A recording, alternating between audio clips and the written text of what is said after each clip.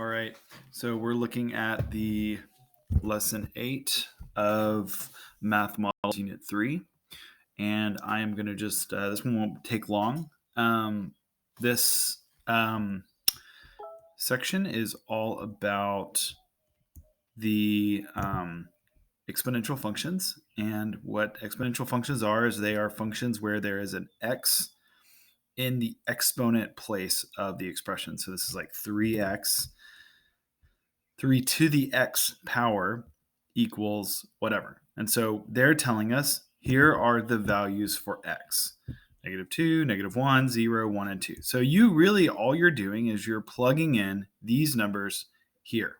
And so we're just going to use our calculator. So you might not have a calculator. So I've been doing these videos because I want you to see the power, how much you can use Desmos.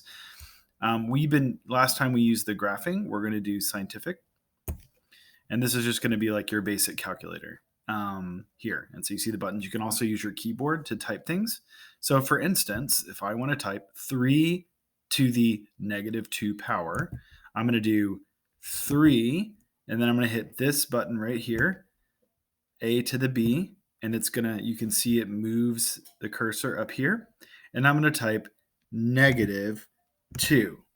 And then here it shows our answer. Now, of course, the problem is asking for the answer in a fraction form, but the nice thing is Desmos will do that for us. All you have to do is click right here, and it converts it between fraction and decimal. So we convert to fraction, and it's 1/9. So I would choose, let's see what there's in mine, that's E. And so I'm doing that for each one. So then I'd go back, and I can actually go here, and I can just edit and make that -1. So I don't have to keep typing it in over and over again and keep clicking the button. And there we go, 1/3. That's D, 0. So I'm going to go in again. I'm going to hit 0. 0 equals 1. And that's because any number to the 0 power equals 1. That's probably something helpful to know. And the next one is also a special one. Any number to the first power is itself. So then that's going to be 3. B on mine. And then 2. Go here, type 2 equals 9. And so then that's going to be answer choice G. So that's what you're doing on this.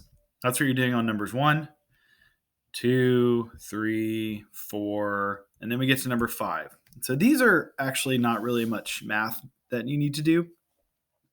The question here is growth or decay factor. So the growth or decay factor is how much the exponential function will change each time you increase the x. And so we have two main numbers here. We have the number here, this 200, and we have the 1.5. So it's got to be one of those, and then we have to decide if it's growth or decay. First things first, the number in front of the parentheses is your starting amount. It's not a growth or decay factor. And that's clear because the x is attached to the 1.5, not the 200. So this is not what we're looking at. It's the 1.5 that we're looking at. So we know it's going to be 1.5. And if that number is more than 1, then it's growth. That's what we have here.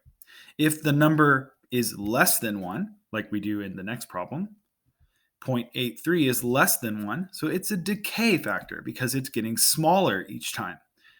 So we choose decay and 0.83. Notice we're not doing 75 because that's not the decay or growth. That's just the starting amount. And then, of course, we keep going and more questions around the same. Increase of 3%. So it's not 0.03. It's going to be 1.03 because the only way it can be growth, and if it's an increase, that's a growth, it's got to be greater than 1. And so we're adding 0.33% onto the function. And then that's what you're doing for the rest of this. And then again here, 9 and 10, you just need to decide, is this growth or decay? Growth or decay.